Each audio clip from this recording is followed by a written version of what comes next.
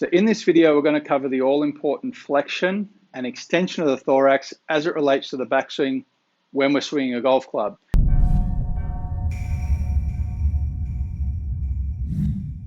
Now in the previous video, I just isolated the torso. If you look above me here, we're going to see the bend number with the avatar, which shows me forward bending 30 to 40 degrees and going back to 0.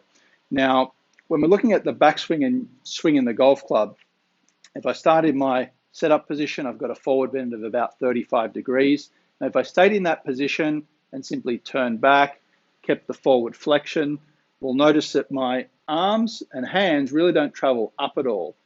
Now, in this position, a lot of golfers are going to make one of two moves.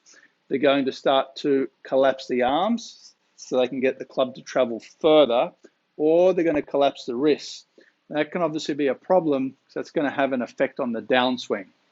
When we see this collapse, we start to see big over the top and out moves because it's the only way that we can get down to the ball. So think about the extension piece as a mechanism for elevating the golf club. It's also a mechanism for centering the pivot. So as I get back into this kind of forward flex position, as I start to extend my spine, you'll see that bend number reducing, and you'll also see my arms start to travel further up. Now, the benefit of this again is I can create a lot more leverage and speed with my arms and club. And because I have it moved so far off the ball, I can very easily come down into a consistent hitting position, controlling the low point.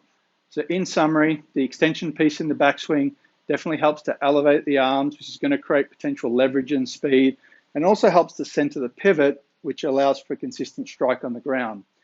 In the next video, I'm going to cover the extension piece of the thorax as it relates to the finish and how important that is when we're hitting the driver to try and elevate the ball high enough to gain more distance, and also to get the club out of the ground when we're hitting our iron shots.